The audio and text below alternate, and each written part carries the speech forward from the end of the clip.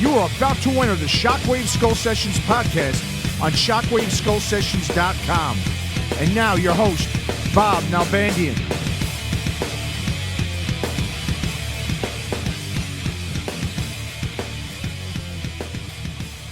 This Shockwave Skull Sessions video cast, we got the one and only, the mean man, Mr. Chris Holmes. And we got the director of the brand new documentary on Chris Holmes entitled Mean Man, the story of Chris Holmes, the last true rock and roller, available on Cleopatra Records. The director of the film, Antoine. How you doing, Antoine? Nice to meet you. Fantastic. And happy to be back with Chris. Very cool, man. We've been in contact for a while, Antoine, when you were starting this movie. And why don't you talk a little bit about how this film came into fruition? Well, actually, that's a long story, because I think it was like 5 years in the making. And it all started, like most projects, by pure accident. Obviously, I am a huge Wasp fan for years. And it was quite interesting because when Chris came to live in France, which I think was 2014, and he can say if it's a proper date, nobody knew Chris left the US for France. There was not a word in the media, not many people knew. And I was filming interviews at the Hellfest festival in France. And all of a sudden in the backstage area, I see a huge man with tattoos all over the arms, big beard already. And I was like talking to my friend and saying, this guy, I'm sure this is Chris Holmes from Wasp, but I don't know why the fuck he's here, because no one knew about that. And we just went to speak. He was with Sarah, his wife, and we just started to do just a small interview. And actually, it was really, really interesting because the guy was so cool. He welcomed us. So we were supposed to do a 5-minute interview, and it was finally like a 20-minute interview. And we just felt like he had a really nice contact, really good touch. And some really popular stars are very difficult to approach and to talk to. And he was the most down-to-earth guy, you know. And as you can imagine, his reputation always precedes him. So people sometimes have a totally wrong image of him. And we just discovered it was the opposite. And from there, just started a relationship between us, Chris, and his wife, Sarah. But we had no purpose at all. We just met and became quickly friends. We just went to do some music videos for them in the south of France. And it was an honor for us to work on one of our childhood heroes, especially since he was so kind to us. I don't know if he remembers all this, but it was a very important moment for us. And when you live in France, it's very difficult to approach American artists. You never get that chance. And to have an American artist coming in France for a living, willing to do some video projects with you, that's kind of an honor and a big challenge. So we thought, okay, we need to document this and to start following him, and we see what we can make of it. And he quickly became pissed off with the cameras all the time. Very cool. Now, Chris, you originally moved to Finland, if I'm not mistaken. Is that correct? Yeah. And how was it there, besides it being real cold? I don't know if you can consider it a move. I went there to play with a group. I didn't know how long it was going to last. I thought maybe could have lasted a year, could have lasted 5 years. It only lasted for a few months. They were more involved in their drinking and being rock stars and doing the music aspect first, and then the whatever second. The partying was first. It was a joke. It was like a garage band. I got tired of it, and then Sarah goes, "Let's go visit her parents in Cannes." I didn't know, or we didn't know what we were going to do, and we came here, and I met some guys to play with, and then we decided to stay here. And then I went to Hellfest and met Antoine at Hellfest. Right. You know, dude, I got to tell you, the band you have is incredible. Well, I've been through a few band members, you know. I've been through 2 drummers, 2 bass players, 2 singers, you know, and I'm a singer, so it's like I need somebody to sing the Wasp stuff. Right. You know, 'cause I'd sing mine, but I'd be crucified singing that. But yeah, and they speak English. Right. Yeah. Yeah, he still doesn't want to learn French. He's been living in France for like 6 years, and he doesn't want to learn anything. The Has it first been that guys, long? Wow. the first guys were French. You know, they were French. They said about me. They talked French. I didn't understand it. Or I don't know if they did or not, but yeah. But they did. These other guys speak English, and I get along with them real good. The other guys I got along with, but I don't know. But the documentary thing, you know, meeting Antoine, he was cool. He came in helped me out when I needed it at the right time, you know. All right, man. And we should also give, I guess, a Laurent Hart credit as well. Did he like kind of co-direct with you, Yes. Antoine? Actually, Yes. Laurent is my partner when it comes to filming many interviews. We created a channel together called Duke TV, where we film interviews. We got some other people helping, but most of the time, Laurent could come with us and follow Chris, and they got along very well, Laurent and Chris. Yeah. Total opposite. He's completely bald, and Chris is like filled with hair and this huge charisma, this presence. It was really a nice team. But we didn't. It's not like the Osbournes. We didn't live in the house for days and weeks. We tried to join them at some points in time when they went to the Czech Republic, some tour in different parts of Europe. Unfortunately, there's always budget issues because you cannot travel everywhere. Right. When I was living in Finland, I did one show there, where I sang for the first time in my life, and what the other band members, two of them were so wasted they weren't even playing the right song. The drummer was keeping time. Chris, the drummer, was keeping time, and Antoine came and filmed really the first time where I ever really sang in front of people. You know, where I switched from. I'm not saying I switched from playing guitar to singing. I did sing my own songs, you know. I actually got the goosebumps because you can see in the first half of the documentary all the first shows Chris did. And yes, there's the first show where he ever was the lead singer, which is in Nantes. It was the release party for the album Shooting Bricks. Okay. And that was quite impressive because we just went to film all the backstage, the beginning of the day. And when he started playing, I remember Animal. Just hearing the riff of Animal Fought Like a Beast just gave everyone the chills, goosebumps. It was like amazing seeing him on stage being the frontman. But it didn't occur until he performed his own songs. At the time was like Let It Roar, Shooting Bricks. And just to see Chris singing and the crowd it was a brilliant show, the first one ever, and the crowd went really wild. You can see that in the documentary. And you can see I love this sequence in the beginning, where you can see Chris in the backstage area. And honestly, I think Chris is not afraid of anything or anyone. But in that sequence, I'm not sure, maybe Chris would tell, but you could feel some kind of nervosity, anxiety, because it was going to be the first time ever singing in front of the audience for like 1 hour and a half show. Yeah, I was a little nervous, kind of. I don't know if I said that. I remember in the video, I go, this is the first time I'll ever sing, right? Yeah. I said that, yeah. Well, this is the first show I'm ever going to sing, you know. So, but if you look at it, I don't have to sing the whole show, you know, because I got the other guitar player, whatever, to do the Wasp song, so it's half and half, you know. But it was still hard. I think I was 57, you know, never sang in front of anybody in my life. It's kind of hard to, just do it, you know. But now I do it. I don't give a crap now. You know, and it was impressive to see the whole energy. And honestly, we didn't expect that. We were thinking, okay, we're going to film a cool show. We never thought it was going to be that intense, and that gave us the will to see more and to be able to follow them on more shows. And we started just from this kind of live project, filming them, to a whole different adventure. Yeah, and then Antoine got to go to America. Yeah, we'll talk about that. I love the way that you film. You talk about, you know, going to the Czech and going and following the band around, shooting their live shows, shooting them backstage.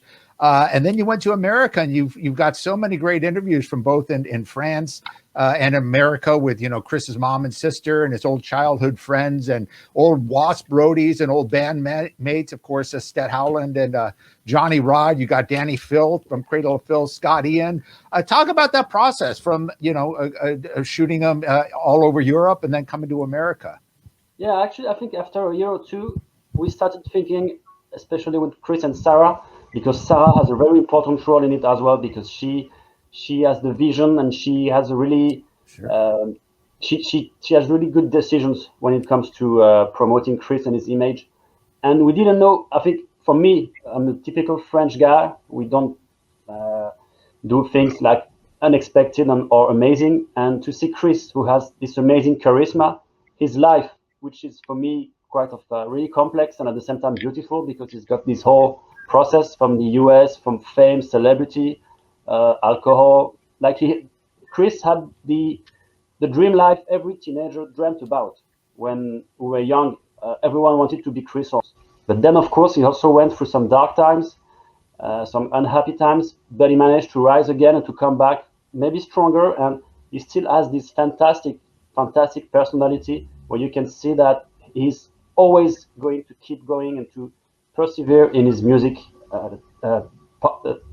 adventure. So this thing was quite convincing, and discussing with Sarah, seeing his life in Cannes, and Chris is a really funny man. He's got a huge charisma. When he walks into a room, everyone is going to notice Chris. Not only because he's a huge, tall guy that everyone sees, but because he has this incredible presence. And it's difficult to talk of that in front of him, but yeah. So it's like you cannot even you couldn't write a movie or a fiction stuff and imagine such a character. And we've been lucky with our channel to film many rock stars, many artists. Chris has something unique in his history, his background, but also his personality. And everything, every day when you walk around with Chris, there's always things happening, always something's funny. He always has some amazing words or thoughts about the people he sees, the things he does. So whenever you get the camera, there's always something happening. And quite quickly, we just had hours and hours of rushes. And we didn't know if we wanted to try to create maybe some kind of reality show, just following Chris and Sarah in their day-to-day life, or to go deep into his whole life and background and musical history. But quickly, I think we understood that it was important for people to see the whole history of Chris from, of course, the era that everyone knows about Wasp, well, most people know, but also the dark times and everything he's been doing since he left Wasp in the early 20s, which is, I think, now 20 years ago. So there's a whole lot of things that happened since then. Absolutely. So when we decided to do that and to start the real documentary process, which I think was 3 years ago, of course we had to go film people in the US, because as a fan, I know what I think I want to know about Chris, and I know the people I would love to see talking about Chris and many different eras of the history of Chris Holmes and his different bands. So we just made a list with Chris and Sarah of the people we could meet and interview. I would have loved to have all the former members of WASP, but I couldn't have the contacts of everyone. And maybe some people didn't want to participate. It's complicated to know, but we wanted to make this very neutral documentary, it's not like the apology of Chris Holmes. I think we wanted to have the views of everyone. So we made this list, and yes, it was fantastic, because thanks to Chris and thanks to Sarah, I was able to fly to the US and meet some amazing people. There's people that everyone knows in the film, like, of course, Johnny Rod, Stet Howland. There's people that from his family. I think it was important to have his mother, because she became famous on a quite famous swimming pool scene. And there's some people that are not known, like Chris' childhood friends, and I think they are really important because they can show the consistency of Chris' personality since he was a teenager. And I think he's one of the only rock stars I ever met that never changed and whose success never affected his views and his way of being. So Absolutely. But I'm talking a lot. I think Chris needs to talk more than me. I wish a reality show thing would have happened, but you know what killed that was Gene Simmons. The family Probably. Well, no, the reality shows that Ozzy kind of started, Ozzy, right. and that was cool. Everybody loved it. Everybody watched it every time it was on. And all of a sudden, Gene Simmons gets the idea to do his, and he kills it because his was boring. It was boring. Nobody liked it. It's all, Ozzy's was funny because the guy's got personality. Gene's was like, just, it's like a lot of people's food. It's just boring. Killed it. Yeah. And I think if we had done it, and that's what people love about Chris, I think. Well, you can still do it, man. I think it would because be the thing with Chris is, him is 100% real. There's nothing fake about him. Everyone keeps saying it in a documentary. There are maybe still people who don't believe that, but he never plays. It's always the man you can see right here. And well, I think that's the thing about Chris, and I think that really shows in this movie is that Chris does his own thing. He doesn't give a shit, and just like the title says, really, you are the last true rock and roller that has that attitude, and that I don't give a shit attitude. So many others have just given in, got older, or whatever, but you've really kept that integrity.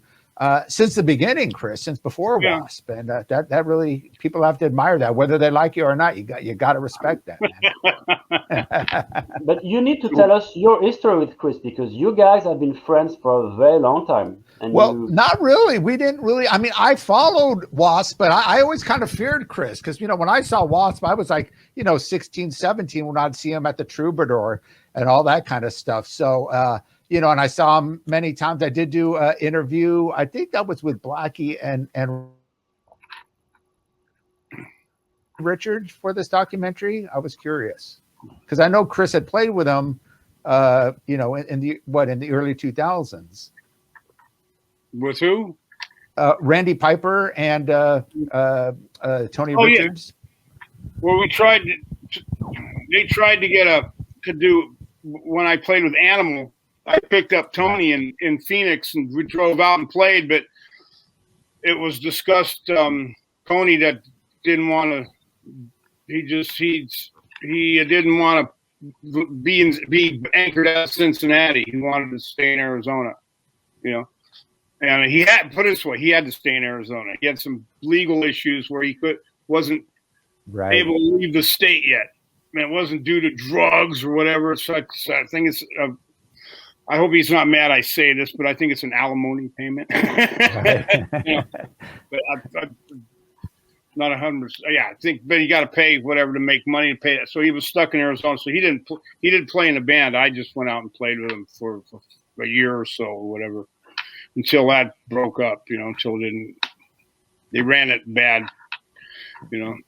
I just can't wait to get playing again, man. Well, dude, we all are excited to see you. Hopefully you'll be able to come out to the States and do some shows once you now, do you have the new record? It's all recorded. I saw in the documentary you were recording and during the whole go ahead. Yeah, well, I got to finish till we can get our drummer in to play the drums, and you can get him out of England to record them, to play them. I got to wait and do that on all the stuff. So I'm kind of half in limbo, half not. Until the COVID's done. Right. But going back to what you were saying, Antoine, I did follow Chris through the obviously the WASP years. I saw some of the shows you did with Psycho Squad. And also I never, I wanted to ask you as well, Chris, about the band you had with one of my favorite drummers, Filthy Animal Taylor, who was an absolute legend. You played with him for a while in LA, and I remember hearing a lot about it. Did you ever? I know you did some recordings. Did you ever release them, or are they available, or will they be available? My first record I did called "Nothing to Lose" is all Phil playing on it. Oh, he's Phil. Okay. Yeah, he's playing on it, and it's done electronically. It's not done acoustically. It's done. Okay. It's done on acoustic drums into a computer. Still played though. Right. Still played. That's because we were in an apartment when we did the record. And of course, you can't play with amps and stuff real loud, And I played with him. He's the one that actually got me to sing. on something. It was hit because of him, you know. And if I never met him, I wouldn't be doing this right now here today. I wouldn't be doing this at all. It's because of a lot of it's because of Phil. You know, gave me enough. I don't know the word for it. I think we froze up a little bit. It might disappear. It'll come. Hopefully, it'll come back. Are We you got guys it. there? There it is. Yep. Yeah, it'll come back. There, Antoine. Yeah, we're here. It does that. It does that. I don't know whose computer's shutting off, but anyway. Well, I was talking about Phil. Yeah. It was a thing that we were figuring out the computer. Phil wanted to figure out how it recorded with Pro Tools, and he needed somebody to play guitar because he didn't play guitar. So I came over to his house one day to play, and we just became really close friends and did it every night, about 3 times a week for a long time. You know, then we decided to get weird to do a record, and it was going to be an instrumental. Then I sang on a song as a joke. And it just took one step further, and then right when we were going to get the record mixed, it had it was half and half. It had a few instrumentals, a few singing. He had a brain aneurysm. Boom. Oh, wow. Yeah. And you know, that was it. He couldn't remember after that. So happens to everybody. You never know when you're going to go. You know. Actually, there's one interview we did which was very touching. Especially was Chris had just came back from England after Phil's passing away, and it was very emotional to talk about Phil. And I think he had just passed away a couple of days before. And that interview was, you know, the thing with documentaries, because you've done many, Bob, and there are some sequences you would like to last for 10 minutes because they are so touching and they get so many feelings and emotions and interesting facts. So, but we had to shorten it for the documentary. But I kind of remember that, Chris is a strong man, but you could feel how affected he was by the importance of Phil in his life and the fact that he passed away sooner than expected. Yeah. It's very sad. I wanted to ask you, Chris, because I know in 2000, I think around 2010 or so, you got back together with Randy and I believe Tony for a while, or it was the WASP Project or WAS, where Angels Suffer, I believe it was called. Right. It was supposed to be WAS with the P broke off on the side. Right. Okay. That was the logo, you know, where Angels Suffer. That was Randy's band. Right. Wasn't it was mine. Similar to Animal, yeah. Yes, and Stet Halen was the drummer. Okay, that's right. And Steve Unger was the bass player from Metal Church. He was the bass player. And then Rich Lewis, the guy that sang in Animal previously. Yeah. And he sang with Randy from the day Randy left WASP or was thrown out or whatever the hell. When he was gone, he worked with Randy since then. So everybody was kind of close-knit. And then I came in. I was the last person in the thing to get it going. And then Randy gets thrown out of his own band. Oh wow. Thrown out. They got somebody else and it just didn't have the same vibe and didn't work right, you know. So yeah. But I was sitting in LA going like this, you know, waiting. I was like, screw it, man. I met some guys from Finland. I said I'm gonna take a chance and go play with them. And in 2014, I sold everything. Got rid of my dog, my car, the place where I lived. I just got rid of everything and went. You know, me and my wife left. And can you believe it? I think it's probably been like 6 years, maybe 7 soon, that he never came back to the US. Can you imagine living for so long? You made the right decision, man. I should have joined you. But you definitely did the right thing. Well, you know, Wasp was always, I mean, Wasp always had a big fan base, obviously, in the States. But, you know, you in particular with, you know, your I don't give a fuck attitude, really, I think, really in Europe, they really had a love for you, you know, and from the beginning of Wasp, and I think it was always there all over Europe. I mean, Wasp always had a much bigger following in Europe. It seems. And plus Los Angeles since probably 2000 since the trade centers, whatever, it's been Right. just going downhill. All clubs are closing. There's hardly any good venues. On Sunset Strip, there's only one venue left. Yeah. That's the Whiskey. The Roxy hasn't been open. The Key Club's closed. It's not closed. Beyonce owns it.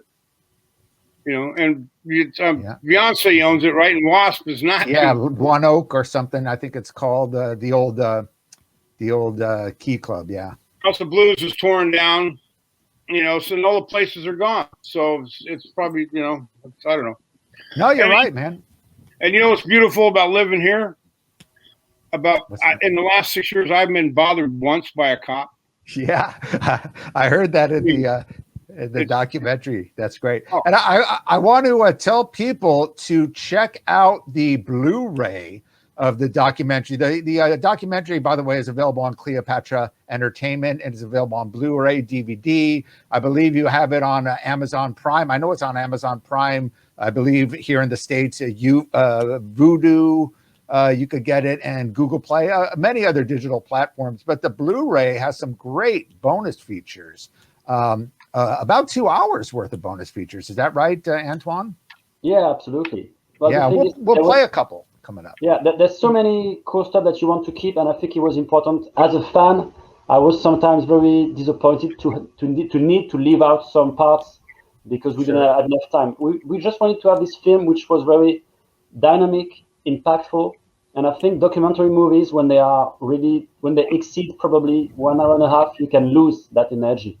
So we decided to leave out many parts, but it's still, for fans, I think there's so many interesting stuff because Chris's life has been filled with amazing encounters, anecdotes, and even his opinions on life, on things like religion, politics. I think everything needs to be his childhood. Not many people know about his childhood. So I think for the diehard fans who want to know really more about it, I think it was important to be able to go deep into these bonus things. So yes. Well, that's what I love. I love that you get into his childhood and you talk about, his relationship with Eddie Van Halen, which a lot of people were unaware of. You grew up in Pasadena. You were a big part of that Pasadena rock scene. And of course, you played a lot of those clubs. You played the Starwood. You had Buster Savage and a few other bands prior to WASP. So you were a big part of that San Gabriel Valley scene. Why don't you talk a little bit about those days, Chris? Those are just alcohol, drug infilled, no give a crap attitude, have a good time, Right on. Don't even look over your shoulder, look forward. Those days, I can remember those days. I don't know how many times I was pulled over driving drunk, wasted. Cop go, a little high there, huh? I'm okay. Can you make it home? Go home. Not even get you out of the car, That's the way. That's the way it used to be. Instead of pull you over nowadays, but there's a lot of influences. I don't know, just being around Van Halen,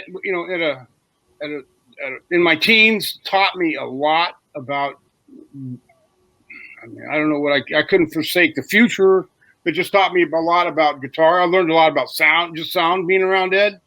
If I wasn't around him, I definitely wouldn't be how I play today. I wouldn't definitely play that way. I don't play like him, but it's just I learned a lot of stuff, and I just took what I wanted, what I needed to know. Lots of I wanted to learn, and I just being around him. He was actually one of the coolest musicians I personally know, besides Phil and Taylor, as a human being, to treat other people, as a human being. There's a lot of other guitar players that came out of Pasadena that were there. Carlos Cobaza lived there for a long time in Arcadia. Great guy, yeah. Carlos, because he was from Snow, they're from that same area. Arcadia is really close to Pasadena. There's a band. There's a band called Smile. Yeah. Tommy Gervin. He went and played with some Eddie Money. Right? Eddie Money. Yeah. There's I forget his name. Played contraband. His name was Rick, I think. What band was that? They were called Pretty Poison. Oh yeah, yeah. That was Richard's from Shark Island's old band. Shark From Island. the Sharks. Singer, Rick. He sang with Contraband. I don't know what he ever did after that. Right. Spencer, he was a cool guy. He never got that far in the business, but he's a killer player. And nobody has ever mentioned a guy named Terry Kilgore, but he was a killer player. Yeah, well, a lot of people said he taught Van Halen a lot of the tapping stuff. Or through you mentioned through Howie Mandel or Harvey Mandel, not Howie Mandel. Yeah. I introduced him to Terry, and then Terry. This was when I was about 15, and Terry. It's a great story. The next lesson was doing it really crazy, and then about a month later, Ed picked it up. That's where I've never seen Ed do it before. But that's and you pick up things you don't from watching people play. I know, and before I ran into Ed, I know him and Terry were kind of rivals because he's 3 years older than me, which Ed's 3 years older. So they went to they were in the same high school together and all that stuff. So yeah. And I remember you mentioned another guitar player who no one really speaks of. He had since passed away, Jimmy Bates from Stormer, who had the killer guitar tone. And I didn't know he passed away, did he? Yeah, I think he passed away a few years ago. Yeah. Oh man, he was like Wyoming. Yeah, I know. Eddie was a big fan of his as well. Eddie Van Halen. Great player, man. He played left-handed, played a right-handed guitar left-handed, upside down, like Hendrix. Well, no, Hendrix strung the strings. Oh, I got you. I see what you're saying. That one on the top, just like the real thin one on the bottom. He had them backwards, so he had just played a wicked different way than you normally play. And great sound, just great. Good out of the '70s came some real people with some really good sound of tone generators. Well, dude, you had the best tone from back then. I remember, but so many guitar players. Of course, George Lynch was an exciter, and of course, Randy Rhoads. You had there playing the local circuit on Quiet Riot. And all these bands, Dave Menichetti from Y&T, they would come down all the time. And like you said, Carlos Cavazzo was in Snow. So many great players on this. Greg Leon, of course. Yeah, another Pasadena guy who made quite an impact on that scene. And, you were talking, I remember when we did the interview for the Inside Metal stuff, and you were talking how you and Eddie Van Halen, he would come over to your bedroom and you guys would just jam, and you would loan him equipment for a lot of their early shows. And I remember you told me one great story is that he was playing. You said, "Hold on a second, Ed," and you opened up all your windows. And he was playing. He just goes, "Hey, your window's open. Your neighbors are going to complain." I'm gonna fuck the neighbors, And he goes, "Okay." So, and I was in my head, I was going, "I hope they think that's me playing." That's great, man. Yeah, it's such a sad story about it. You just had a certain touch then. Yeah. You don't live forever. In 100 years from right now, in 100 years, this world's still going to be turning, right? Yeah. Whether the human race is on it or not, but we're all going to be gone. All of us.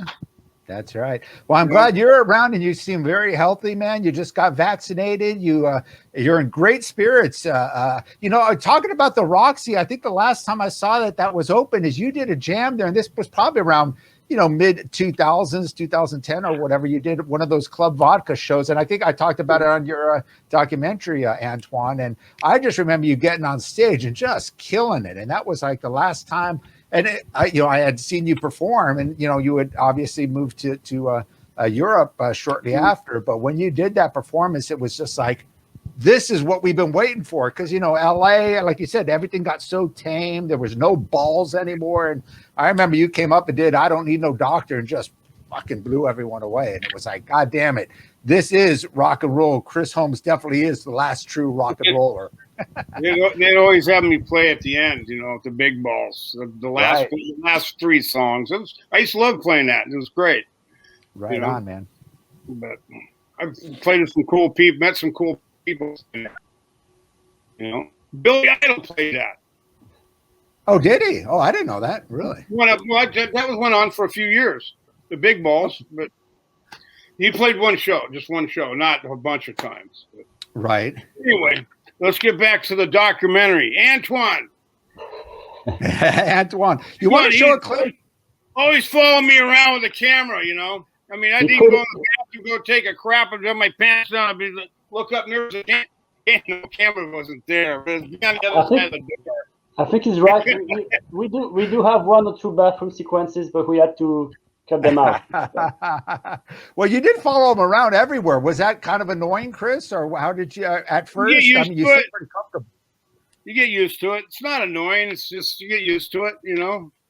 I think also when you do this type of film, you need to get the confidence from the people you're filming. And I think the first couple of years were quite important because we had to get familiar with each other. I don't think someone you don't know can come in and follow you around for like 3 years because it's really, and so we've been quite lucky to become friends, to have some fun.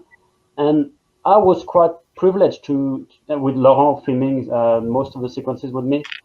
We were quite privileged to get inside this inner circle and be able to film more and more, because sometimes you just get to the place where they're going to have dinner and you're going to film him with all the people.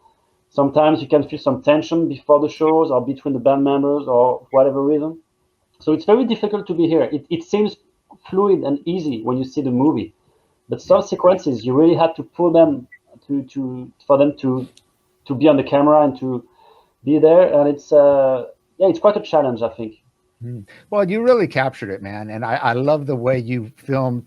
You really got the true essence of what Chris is all about, because everyone knows Chris as the mean man, but then they see him and you know, he's just really just such a nice person that really cares about his fans. And that's what I thought was so special, because you know, you always heard about stories about Blackie and the way he treated fans and other people, and you know, everyone that I've ever spoke with, even you know, before the documentary, everyone I've ever spoke with that have toured with Wasp back in the early days, they said they just had a kinship with Chris Holmes, and that, you know, and you know, Chris had the reputation obviously of being the crazy guy, but everyone said no, Chris was the coolest guy. He did whatever he could to help us, and everyone has always said that about you, Chris. Yeah. What's impressive is every show Chris and his band did, they always did meet and greets, free meet and greets. You don't have to pay for it, and he always stayed as long as he had to meet everyone, to sign everything, to talk to everyone. And you can never see any sign of being tired, exhausted. And he always gives the maximum to the fans. And that in itself is impressive, because he's very accessible, very down to earth. And I think that's why people love him. And in a way, that's what I keep telling to people. Meeting Chris changes many things in my own life and the way I saw things. I saw the music scene. I saw the concept of success, the rise and fall of rock stars. Meeting Chris was really quite a learning experience, honestly. All right. And it's impressive to see that every city is still going to have fans coming to the shows, wanting to meet him. And what we try to show in the documentary as well is, I think that's really hard and warming. I don't know if it's the proper word, but it's really, really touching to see so many people who see Chris for the first time, and you can see the smile on their face and the way that the impact that Chris had on many, many, many people's lives. That's, I think, very important. People don't notice that enough, I think. Absolutely, man. And I love the fact that I just say that and Chris stays completely neutral. I love it. You know, another thing a lot of people don't know, and you know, we'll play the bonus clip here on this in a minute. You actually auditioned for Ozzy after Randy Rhoads first passed away, and were you not after he passed away? I auditioned for Ozzy the night that Ozzy saw him. Oh, that's right. I'm sorry. Yeah. That's right. Before he got Randy. Yeah. And you ended up going to the Quiet Riot show that Randy played, and Ozzy was there. And no. I auditioned the place and played at 8:00. It was in Laurel Canyon in a studio in somebody's garage, way up on Lookout Mountain at somebody's house. I don't know who. Dana Strum set it up. She says, "Go to this address, bring your guitar and amp, set it up, and we'll be there at 8:00." And that's what I did. Ozzy came in. I could have been 19 or whatever, and I was told not to play any Black Sabbath songs, which I blew my mind. And what am I going to play? I only played with just me, nobody else. Right. It's kind of stupid. And, I should have figured out that when he walked in and looked at me, I should have didn't even play, because he said something about my height. I remember that. Mm. And that night, that was a Friday night, Quiet Riot was playing the Whiskey. They went to see Quiet Riot that night. They went to go have dinner at the Rainbow or something and go see Quiet Riot play at 11:30. And Jesse took Randy the next day. Wow. Well, I was going to play the clip. I guess you kind of explained it, but we'll go ahead and play the clip anyway of let me see if I could get this going here. I tried out for Ozzy in 1979. Somebody called me for the audition. It was before Wasp, right after Sister. How stupid was that? You think he's going to take me? Ozzy Osbourne?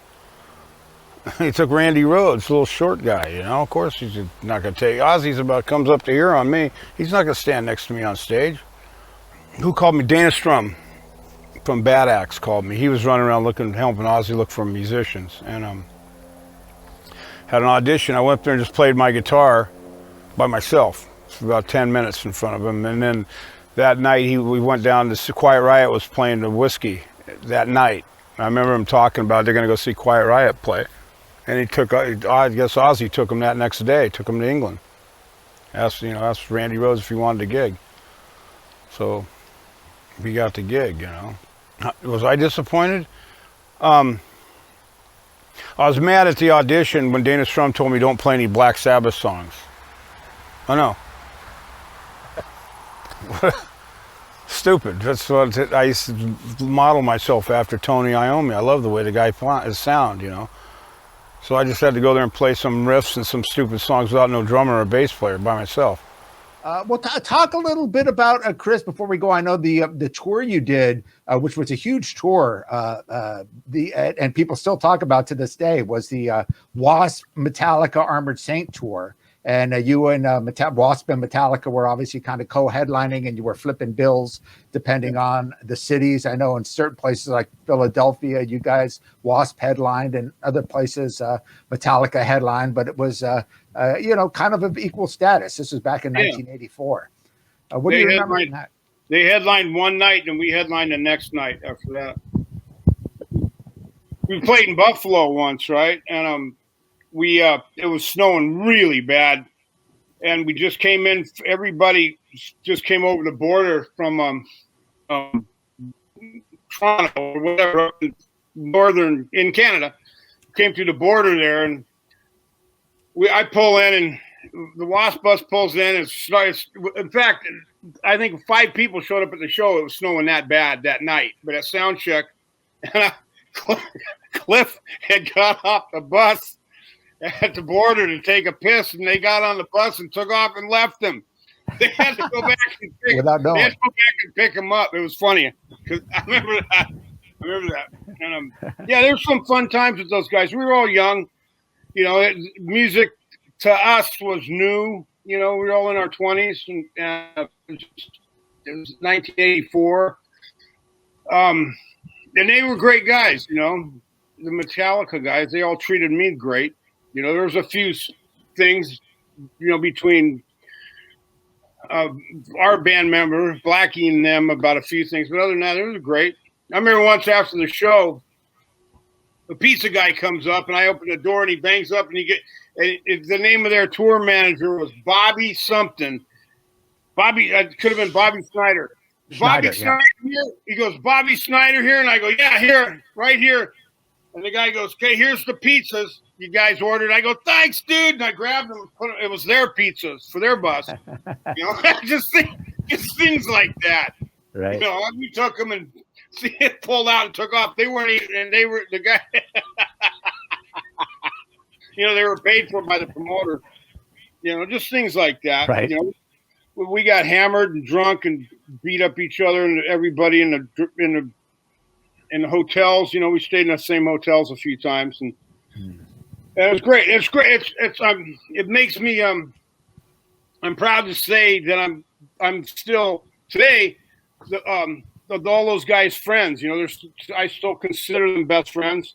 You know, and it's great to see the success and how big that they went to from where, you know, we were all at the same level at that time, same album sold, blah, blah, blah, blah, blah. And to see how they kept their whole organization together with everybody in the band. I'm sure if Cliff didn't die, he'd probably still be in the band. definitely. Who's to say they'd be as famous as they are now if he didn't die? I don't know. I would like to say I hope so. You know, I'm not gonna say because of the death. It's like saying would AC/DC be as big as they were if Bon Scott was still alive? You don't know. Right. Yeah. You know, because of circumstances. But what a shitty circumstance Cliff dying was. You know. But it's great. It's great that they went to the status they're at today. You know, and every time I've seen the guys in the band, you know, they treat me like a king, whatever. They're great people. Like a Californian native, you know. Yeah. I know you toured with Anthrax, and of course Scott Ian had said some great stuff about you, that you treated them with the utmost respect. And you know, like I said, everyone I've spoken to that have played with Wasp back in the day had said the same things about you. Yeah. It's probably could be because of the California attitude. Yeah, well, a lot of people were very competitive on the LA scene, and you had a lot of those LA bands that were at each other's throats, and they didn't want the others to succeed, and they would fuck up their stage show with not giving them enough sound or doing this and that or whatever, just to make sure that they always have the upper hand. It was very competitive, but you were always cool with everyone, which I do want to make that point across, and it comes across in the documentary. And that's you gotta be. I'm no better than anybody else. That's the way I look at it. Everybody's the same. Right. Some people think they're better than other people, but that's just their problem. Let them deal with it. We all come into this world alone. We're all going to go out alone. Yeah, that is so true. Oh, yeah. Well, Antoine, anything else? Any other great or funny stories while doing the documentary, or any kind of situations that you want to talk about? I got Antoine came this close to playing with me live. Really? Yeah. Wow. Came this close. What happened? They were. We didn't put that that in the close.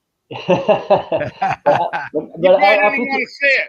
I think he would have kicked me out quite quickly. No, actually, it was funny because I used to play the drums, and I had kind of average level. Did you play with Tom? Yes, actually, the cool thing is I just went to play at the end of the rehearsal, and they were still looking for a drummer, I think. And I went to play the drums, and it was quite fun. Plus, when you get to play, I think it was Wild Child and Sleeping in the Fire with Chris Holmes in the room, you just get completely crazy. It's like living a dream. So I had this chance, and actually it was kind of really working well. And I needed a drummer quite a couple of months afterwards, I think. But unfortunately, me being in Paris, they being in Cannes, I wasn't sure I was going to be able to have enough time. And I wasn't really a professional drummer as well. So in the end, they found some really nice and funny Italian drummer who's called Folkert. Really amazing guy who just stayed in the band for the next years. I think nearly all along the documentary, you can see this lineup, because that was the time when we just followed them around. But yes, I had the pleasure to play with Chris. I also had the pleasure to play with Johnny Rod, because when I went to film him in St. Louis, Missouri, he was rehearsing with the band and he just offered to play. So I got to play, I think it was Wild Child again with Johnny Rod. And that's some really, really nice memory that just sticks into your mind, because you don't get to play with your childhood heroes, this type of stuff. It was really amazing. Plus, we've seen some really, when Antoine's been out on the road with us, we've been to some really, really cool places in Norway. Remember all those tunnels? Yeah, we went to the fjords in Bergen. Actually, Bergen. Yeah, Bergen, there's so many cool places in the world, in Europe, and I was quite lucky enough to be able to follow them. So that was quite cool. And sometimes you had to accommodate because, as you know, we had no budget. So I think more than once I had to sleep in Chris and Sarah's room, sometimes on the floor. That was kind of interesting. But we got the chance to have sometimes some cool hotels and cool stuff. Plus, I got to go to Chris's sister in Wyoming in the US. And that was also a life-changing experience because the people there are so cool. And you had to cross the Yellowstone National Park. Right. And so I got my car stuck. My car was stuck by buffaloes just walking past me. And I called Chris and I said, I cannot drive because there's buffaloes. And he says, no, you just drive over and they're going to. Yeah, just run them over. They'll get out of your way. Just run them over. You get the car right up on them and they'll move. They wait till you push them out of the way. I wouldn't want to get in a fight with one of those things. Those things are huge. They could destroy a car. You got to get out of the way. But the most important thing, and you can see that in the movie as well, maybe the biggest thing I learned is that Chris loves dogs. And you can see in the movie that they had 3 dogs at some point, Chris and Sarah, at their home. And you can see the love of Chris with his dogs because he's always friends with the animals. And so Chris must hate Ozzy Osbourne for biting the head off the doves, huh? No, it was. That's interesting. Chris loves doves. That's a great. No, the dogs that barks. Oh, dogs. Yeah. Oh, okay. I thought you were saying doves. I'm French, so sometimes I get the words. Okay.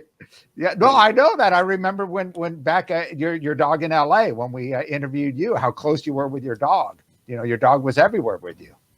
I like animals. It'd be You could great. make a movie about Chris and dogs. Sarah and we all went out to dinner afterwards, and we were at the Al Bain studio where we did the interview. Didn't I have a Shih Tzu?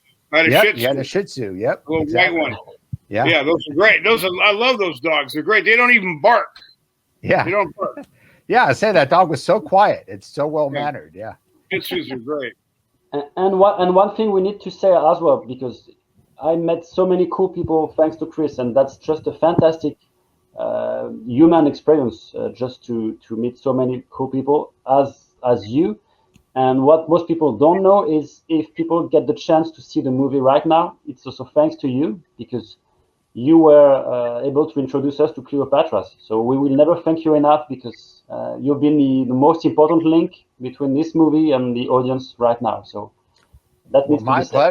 My pleasure, Antoine and Chris. And I, like I said, anything I could do to help. I'm so glad that this documentary came into fruition. I think it was super important. As Chris pointed out, it's the first member of WASP to have a documentary. And now there's such an influx of these documentaries coming in now with all these streaming services. A lot of bands are putting documentaries together, but this is by far, I think, one of really, and I'm not just saying this because, you involved me in the film, but really one of the best put together documentaries.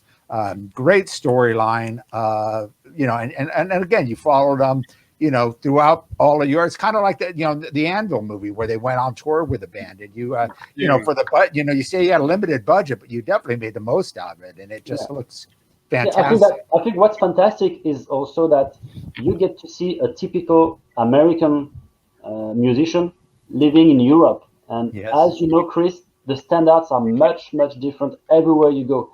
And that's what I like as well, because you can really see Chris, even though he hasn't been to the US for the last 6-7 years, he is still 100% American. And that's what people love about him. And what makes, I think, the movie interesting and maybe different is that it's not just the story of an American rock star. It's the story of this American who wants to make it again in Europe. And that's quite a challenge because you can think it's easy, you just go over here and play in the clubs, but you have to get accustomed to the whole European way of thinking, especially when you come to France. You have to bear with the French people, which is not that easy, I think. But Chris managed, so it's impressive. All right. Well, he'll do it, man. You're on the right track. I still don't speak a word of French. You don't need to. You don't need to. You got the body language. It's probably better that way, that I don't. I think it's better I don't. I think the most funny thing is when you go to Chris and Sarah's place, and Sarah's mother is here, and she doesn't speak a single word of French. But still, Chris and his mother-in-law, they manage to understand everything they say to each other, which is impressive. He has the way to communicate with the body language and the laugh, probably. That's why it's working. Well, right on. Well, once again, the documentary Mean Man, the story of Chris Holmes, the last true rock and roller, available on Cleopatra Entertainment. You can stream it now. Like I said, it's on Amazon Prime. Google Play, whatever streaming services you use, Vudu, available on DVD. And again, the Blu-ray has some great bonus material we're going to be playing coming up. Any closing words you guys would like to say before we end this off? I think the last word is for Chris. I don't. Antoine, did Doug get a hold of you? Pardon? My friend Doug. He keeps calling me. Yeah, and I'm like, hey, Doug, I didn't edit it. It's not my job. You know, if I could reach through the phone and punch him, I would, but I can't. I hope he's going to watch it. No, I finally got Doug, and yeah, that's complicated because there's always different sides to every WASP story. So sometimes you get people mad because you're not going to publish the things the way people want to see it, and that's why I always wanted to stay neutral. I think it was important. You need to as a filmmaker, yeah. Yeah. And even if we had the chance to interview former people from Chris' band who he didn't get along with, I think we would have put every side to the story, because that's always what people need to know, probably. Sure. I love just blaming it on Antoine. You know? And it sucks. Look at the mask. Putting the mask on. Look what it's doing to my beard. It's ruining my beard right here. Oh. The mask goes right here. You know, I wear those things, man. You can purchase some beautiful Chris Holmes Mean Man mask if you go on this Bandcamp page, I think. Oh, there you go. Why don't you give the addresses? The Chris Holmes Bandcamp page. Get a Mean Man I would love to mask. see if Chris can give the page. Okay. You go on Bandcamp and get it. I wouldn't know nothing about it. Bandcamp. Bandcamp.com. Yeah, there you go. Bandcamp.com. How is it there now with, I heard you're having like a second wave, particularly in France, Italy, and Germany. Is everything closed down still? Is there any word? Go ahead. In France, there's certain zones, but you know they're like they're like states in a way, but they're more like counties in France. Right. We're in the red zone, I guess, yellow, green, or whatever. We're in this lockdown red zone here. I don't know what Paris is like. Is it red zone now, Antoine? Yeah, we both are in the red zones. So okay, it's in the red zone. Because I think it was 2 days ago, I saw on the news that 650 people died. It's a lot. Wow. How many people there are? That's like when America had almost 3,000 a day dying. That's not good. Yeah. You know?